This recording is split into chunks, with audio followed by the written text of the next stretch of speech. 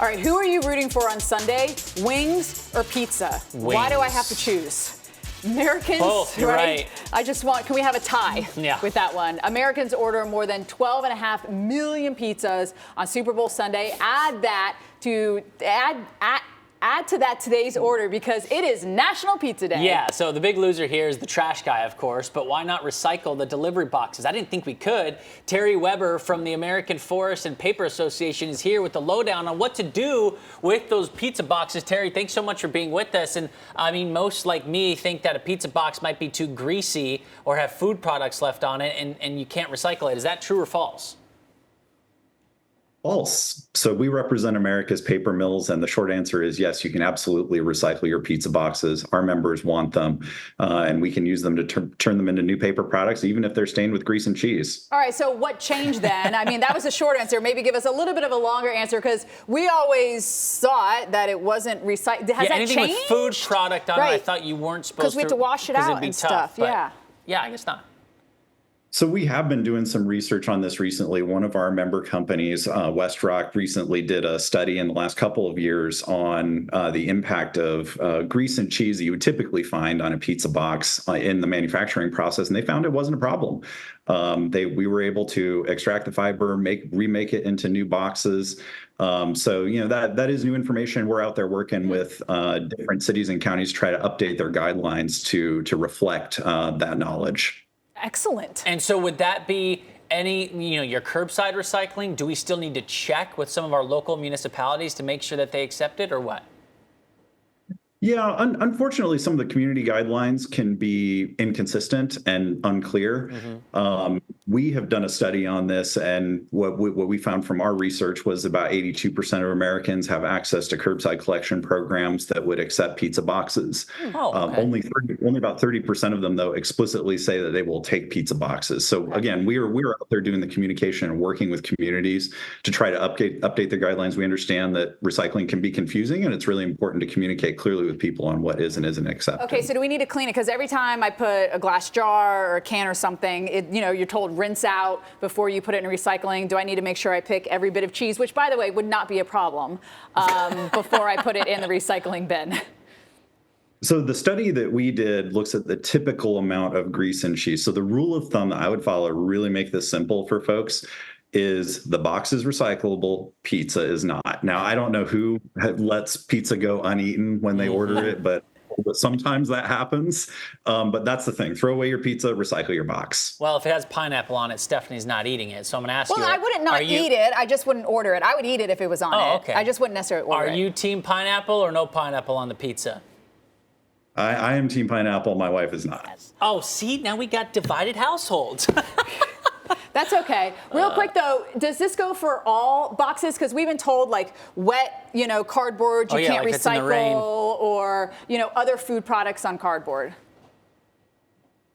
Cardboard, the rule of thumb is generally to lean toward recycling it. If there's a lot of contamination, it gets glass embedded in it, Sure. Those kind of things can really be complicated. But that's really not something that should typically happen in a household recycling situation. Excellent. Terry Weber, thank you so much. We appreciate the convo, my friend. Thank you so much. He didn't really settle the pineapple debate, because now everyone's split. Well, he's split. Here's the thing. I got an idea. What's that? Edible cardboard. Pizza flavored. Well, we had on the show the edible spoons and forks and straws. Yeah. Maybe they do a pizza flavored box. Yeah. Maybe they stuff it with cheese. Crust cardboard. That sounds weird. It does sound weird. For more stories like this, make sure you check out Pattrn on our Weather Channel app. You can find us on Roku and on all those streaming channels listed below. Felicia looks very confused. Oh, no. The only thing I'm thinking about is okay, well, then you've got a bunch of people touching your edible cardboard before it ever gets to you. It builds a strong immunity. Yes.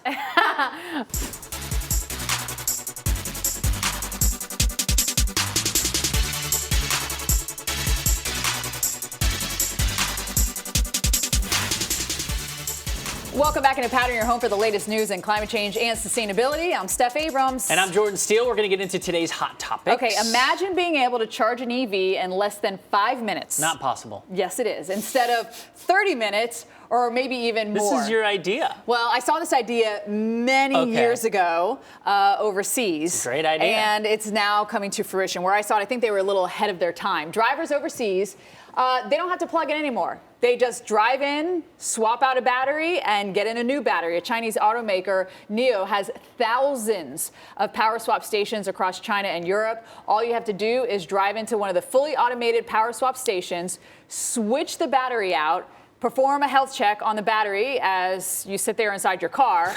The whole thing takes about 3 minutes. That's crazy. The car maker says 60% of NIO drivers use swapping stations instead of traditional plug-in charging. This makes way more sense if you have enough battery supply, right? I mean, how many batteries do you have to have at your swap station to take care of 50 cars a day? Well, I guess the problem is, too, is at that station, what if one is like a heavy user station? You have to make sure you have more at that station. But you staying in your car, out. like, it reminds me of like the good old car days. Wash? No, when you would just sit and then they would pump your gas They for still you. do it in New Jersey. You know, Two you're not allowed to states. pump your own. Jersey and where else? And Oregon. Oregon They still also, have- too. But it's weird. I was recently in Jersey when I was covering that snowstorm in Buffalo, and I totally forgot. You forget, you get get out. and they're like, whoa, whoa, whoa. And I'm like, oh, sorry. I forgot what state I'm in. Yeah. Go back in. Here's my card. But that was. I have a feeling this is a future of how it'll all go. Yeah, You'll just because go that's to the savings. fastest way. Droop, droop. All right, second story here. Getting through airport security can be tricky. However, some things clearly don't belong in your luggage at all, like poisonous frogs. Obvi. Listen to this. A woman is charged with wildlife trafficking after police in Colombia discovered 130 poisoned dart frogs Look in her how luggage. pretty they are, though. But, I mean, look what they found it in. They found the animals packed in that small film canister. The animals were dehydrated. They were in distress, as you can imagine. Yeah. The woman was caught while trying to catch a flight to Brazil. She claims the frogs were given to her as a gift from a local indigenous group. Well, that doesn't mean you take them in your luggage. Yeah, and where are you bringing them to? The endangered frogs are hot on the black market. They can fetch up to $1,000 each. The fine for having just one of these animals can reach more than $14,000. I did the calculation, so it was like over $1.8 million if they were $14,000 if they each. max it out. They're very pretty. They're very pretty. They're very dangerous. Yes. And they're very endangered. They, the population here, they're very popular in private collectors, black market, but, you know, first off, traveling with one of those, it's like the movie Snakes on a Plane. Like, think about if they were to get out. Right, you know what I'm saying? Oh my gosh, like, I didn't think about that. I mean, that's number one. Number two, like, what are you doing with these? They're for collectors. Obviously, she's trying to make some money off it. But what are they doing with them?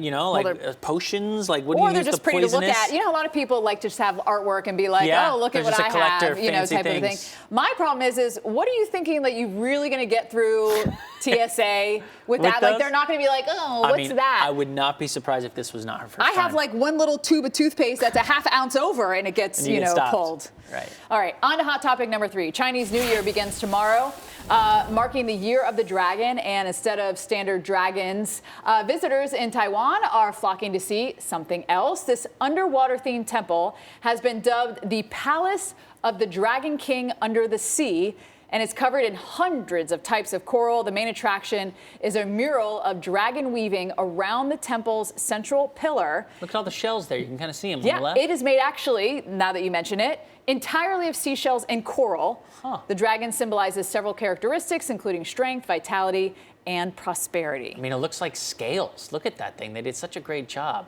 When we were So reading this, we creative. really thought it was like underwater. That would- we were like, we're going to go That underwater would and be check really out this cool dragon. too, though. Maybe It would they be can cool. do that in the future. But the fact that someone was able to pile that together with all the belongings that they found from the ocean looks legit. It does. For the Year It of the makes you Dragon, feel- too. By the way, I thought back to the battery story real quick. I Oh, had okay, one let's other bring it note back. about it. You were like, oh, they have to have enough. But if they can supercharge fast the batteries every 30 minutes, they might not need loads and loads, right? Yeah. Because when they take it off your car and then it plugs in and it supercharges within maybe 20 minutes, then they might not have to have a lot of the chargers. Anyway, I Good just job. thought You're of that. right. You're right.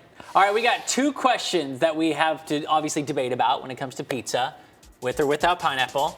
We know where you stand on that. I stand with. And can the box be recycled? We're going to settle one of those issues next on Pattrn. Yeah, I always thought they couldn't, but we're going to learn about this. And after our show, treat yourself to a little relaxation. Go to Pattrn's YouTube page. Check out our lo-fi playlist under Pattrn and Chill.